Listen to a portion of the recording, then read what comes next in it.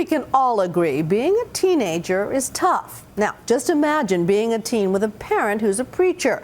Tonight, we're going to introduce you to a young woman who says being bad was her reaction to the good book.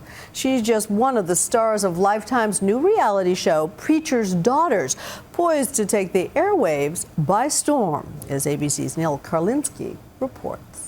If you think following the seemingly humdrum life of church-going families wouldn't quite hit the mark for a reality show, you serve the God of gods. Your faith in television is about to be tested. Look at the decision you just made. As a Christian young lady, that's not the decision you would make. Preacher's Daughters, the real and at times jarringly lustful stories of three young women and their pastor parents' struggles to rein them in. You need to focus on school.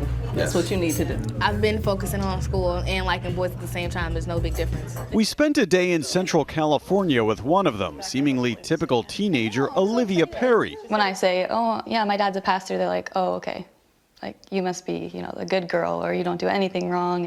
Anxious to prove her classmates wrong and fit in, Olivia spent a good chunk of her teenage years living a life filled with sin. I was hanging out with the wrong people, doing drugs, drinking, going to parties all the time, and seeing boys, doing things with boys. And I honestly loved the reaction that I would get when I would be like, yeah, my dad's a pastor, and be like, oh my gosh, you're a pastor's kid and you're at a party. In an unchurch-like but perhaps very reality TV-like moment, her straying from her faith and parents came with a most unexpected consequence.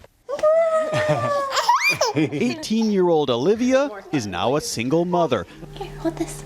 Living in her parents' house with her 11-month-old daughter Eden.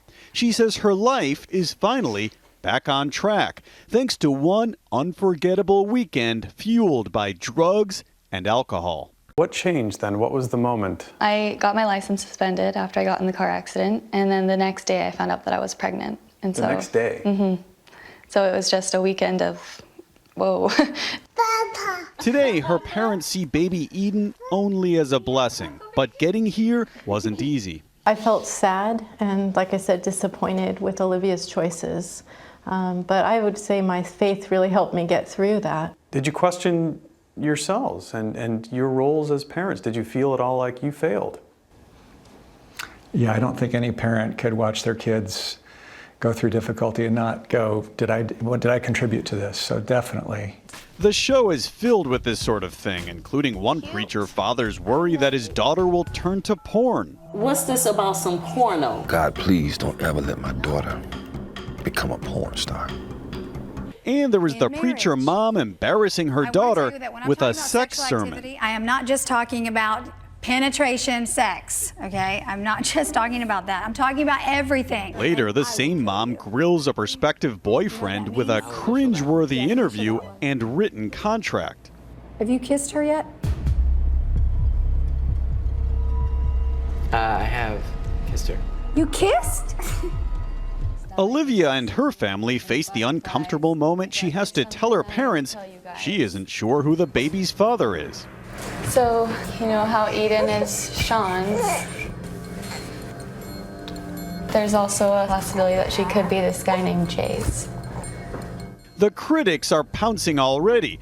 A group called 1 Million Moms is calling for a boycott of the show before it's aired a single episode, saying in a statement, this program is not only offensive to pastors, their daughters, and families all across the country, but to all Christians. To publicize someone's struggles for a buck and belittle pastors' daughters in the process is despicable. The Perry family strongly disagrees. They believe showing off their missteps will help others with their own challenges. You will be fairly or unfairly judged. I don't mind being accountable for the decisions I make and for the things that I do. But I think judgment from afar, it's unfortunate in our culture. We have a culture where cowardly people can become very brave behind a laptop computer. Olivia is now enrolled in community college. She has a job and says having Eden was the best thing that could have happened. And she's no longer embarrassed to be a preacher's daughter. I'm proud of it now. I love that I'm a preacher's daughter now. I don't want to prove it wrong or, rebel against that label. I'm okay with it. I'm Neil Karlinski for Nightline in Oceano, California.